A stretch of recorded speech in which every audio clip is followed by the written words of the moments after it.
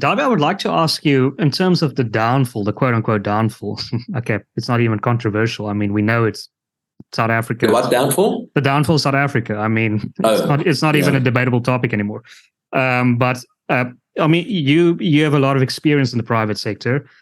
How complicit do you think businesses in the downfall of South Africa? I mean, I recently read the book about Bain and Company, Atul Williams, the whistleblower, talking about how an American company was complicit with Jacob Zuma in the downfall of organizing these state capture projects.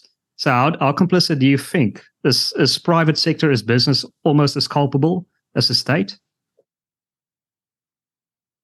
I think there are more than one answer to that. I guess, and I am in business. I've been in business for many, many years. We have a business that I'm very proud of. I have my colleagues that I rely on. And I think that's the single most important decision that you have to make when you start a business, is that you have to pick your right partners. Yeah. And I can tell you, we've got financial director, for example, that's a real pain, because, I mean, he wants to tick all the boxes, and he's overdoing that. So, and I can tell you, we are in business deals with business financial companies all the time. We buy businesses and we sell part of some of our businesses, and we do it all the time. And I can tell you that the financial sector where I operate, those people are good business people. They you can trust them, because you do something. You stick a knife into somebody's back once only, and everybody will know about that, and nobody's going to do business with it. So I can tell you, the financial sector, at least in South Africa, their noses are clean. But, okay, your two answers. Obviously, business is in the business of doing business.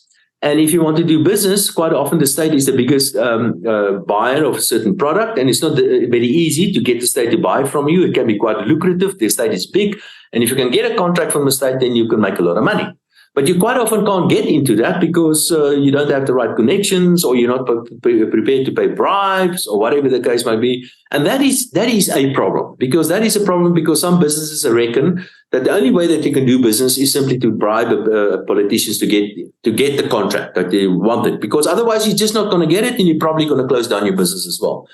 Now, I can tell you, let me give you an example. I can tell you, I will never pay a bribe. I've never paid a bribe, but to a policeman or to anybody. But I have paid a bribe once, and that is when I was in Zambia, and we were on our way from Lusaka to cross the border into Malawi, if I remember correctly, and we were just about to cross the border, and a policeman stopped us with an AK-47, and he told us $10 from each one of the passengers in the car, or we're not going to go over this bridge. So that's it. And guess what we did? We paid the $10 for each one of the passengers, because otherwise we would have turned around and go back 600 kilometers back to Lusaka. That was the alternative to this. So I have paid a bribe, but I was pushed to do that under these kind of circumstances. So I guess they could, and I'm not trying to say trying to pay a bribe, that is totally wrong, but it just goes to show that sometimes the environment, the political environment is such that if you want to survive financially, you have to pay bribes. Other places that are managed much better, and I think good examples, I think there are, you guys might know better than me, that in the case of certain European countries and America, I know is the case that if you are caught paying a bribe, then all sort of bad things are going to happen to you. In the past, even that was not the case in those countries either. So from that point of view, yes, the private sector, there could be cases where the private sector is actually complicit in this. A second point is that the private sector is complicit in the sense that they, or private business in the sense that they're not doing much. And that's traditionally not only in South Africa, but it's globally the case. Business is in the business of doing business, and they are too busy doing business than to go and try to lobby the politicians to do the right thing. I think, and South Africa traditionally has always been the case, is that business, look at South Africa's past. There were only a few politicians that really opposed the apartheid government. Let's be honest about this. A few of them did say one or two things, but they were sort of, quite careful, and they picked their words very, very carefully when they criticized government. But they were not politically that active. Even in the new South Africa, the business people are not politically that active or outspoken. But that is changing. That seems to be changing now. Gareth Ackerman, Pick n Pay, he recently really came out Rob Hersov, we spoke about him earlier, and there are many other examples of that as well. So that is changing. I think business is finding its voice, and it's finding its voice because it's becoming so much more difficult to do business in South Africa. And I think business will become become much more outspoken over the next couple of months and years as South Africa collapses even further. I don't know if you know the libertarian Peter Schiff. He's a famous libertarian in the United States. He's also a businessman, venture capitalist. Yeah. And I think he made an accurate summary when he said the state is the drug dealer. And if the private sector gets involved, they're the drug users. So if you want to solve the problem, you have to get rid of the drug dealers, not the drug users. I guess that's a good example. Yeah, that's part of it. But I can assure you, the private sector in South Africa, I think it works well, and I think people can trust one another. I think there's a certain value set that still mostly applies to business in South Africa. Not all of them, of course, but mostly. On the immediate front, I mean, you've spoken about the private sector now getting involved. What do you think of the DA's Moonshot Pact or Dr. Corné Mulder talking about a new UDF? Do you think that is a potential solution, especially now for 2024? I think Steenhuisen, he was a little bit he came out too strongly. Musi Maimane, he calls it, it's like a Baas-skap kind of approach. And I kind of agree with him. We have to understand that South Africa, there's a certain history and there are certain other realities in South Africa. And for a political force to become big enough to topple the ANC, I think what we need is somewhere to the right of center, a political organization of some sort, with probably a majority of black leaders. That is just the reality of South Africa. And there are black leaders. I think people like, for example,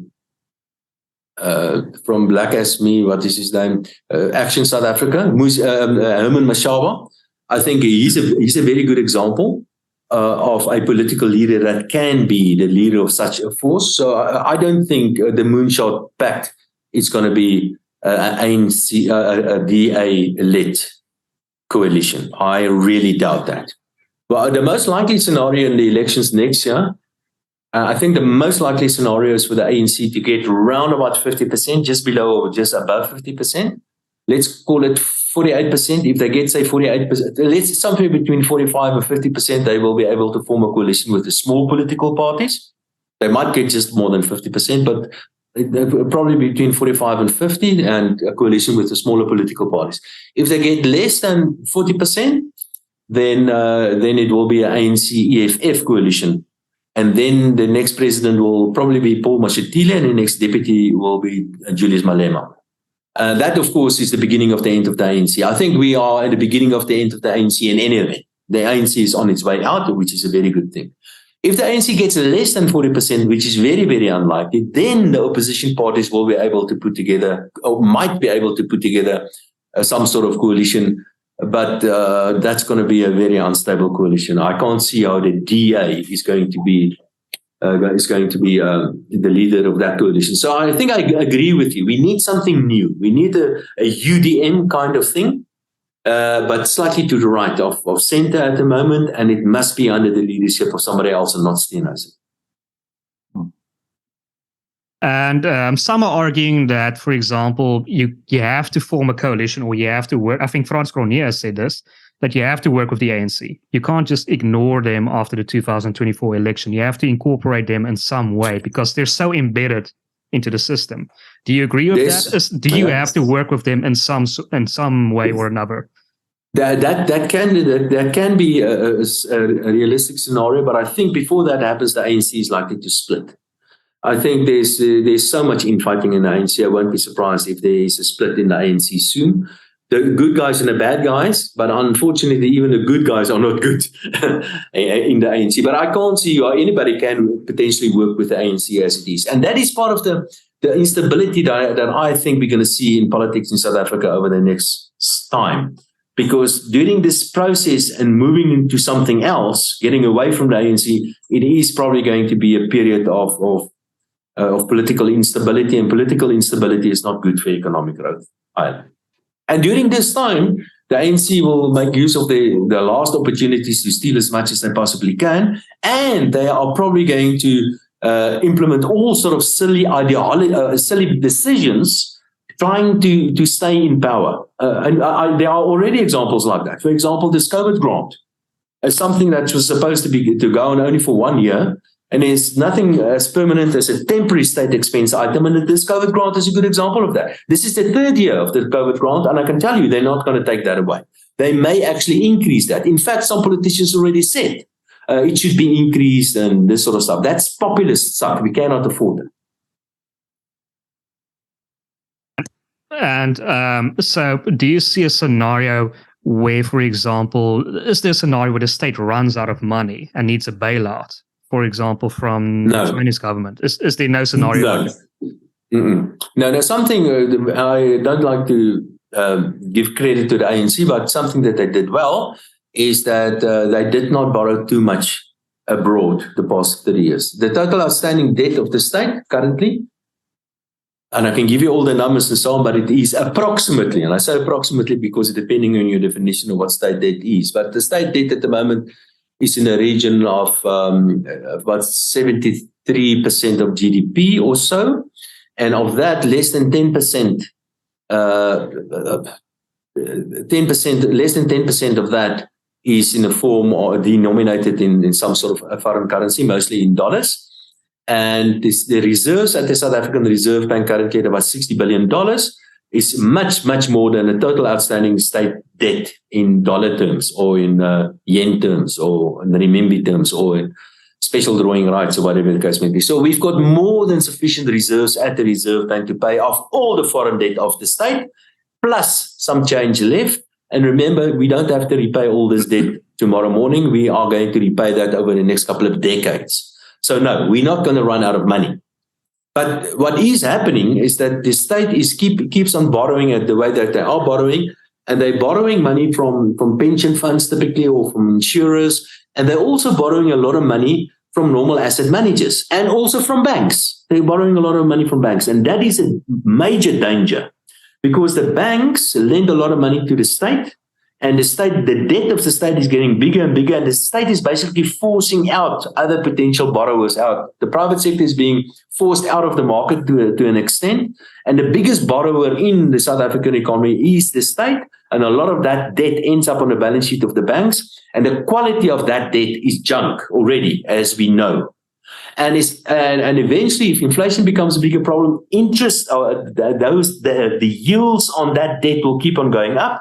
And if the yields go up on that debt, then the value of the debt goes down, and that can be bad for the banks eventually as well. So that is the sort of things that's going to happen. But countries don't go bust because they run out of their own money. They go bust because they run out of dollars or whatever, and that's not our problem.